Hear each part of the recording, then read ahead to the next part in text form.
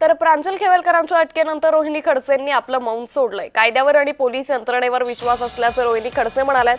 प्रत्येक गोष्टीला वेळ हेच उत्तर असल्याचं देखील रोहिणी खडसेंनी म्हटलेलं आहे। त्यामुळे रोहिणी खडसेंनी या संदर्भातलं ट्विट केलंय। प्रांजल खेवलकरांच्या अटकेनंतर रोहिणी खडसेंनी अखेर मौन सोडलंय।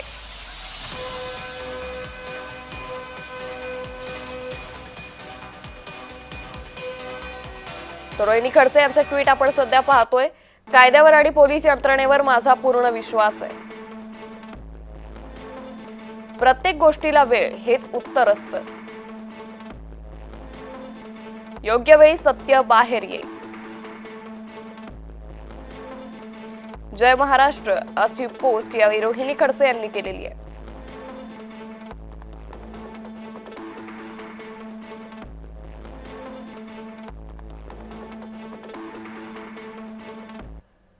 रेव ड्रग पार्टीतील निखिल पोपटाणी आणि श्रीपाद यादव सराईत गुन्हेगार आहे। निखिल पोपटाणीवर कोंढवा पोलीस ठाण्यात गुन्हा दाखल करण्यात आलाय।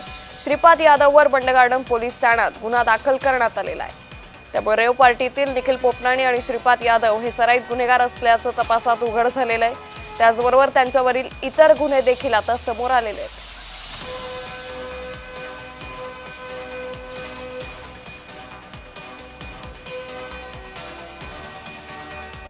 तर काल या सगळ्या आरोपींवरची सुनावणी पार पडली। या दरम्यान कोर्टात नेमकं काय घडलं पाहूयात। सरकारी वकील म्हणाले आरोपीच्या नावावर रूम बुक होती। कोकेन कुठून आणलं याचा शोध सध्या सुरू आहे।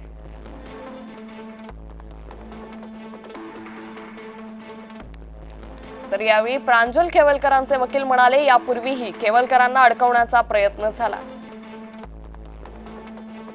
राजकीय करिअर संपवण्यासाठी हा आरोप करण्यात येतोय। खेवलकरनं अंमली पदार्थाचं सेवन केलं नाही असं खेवलकरांचे वकील म्हणाले।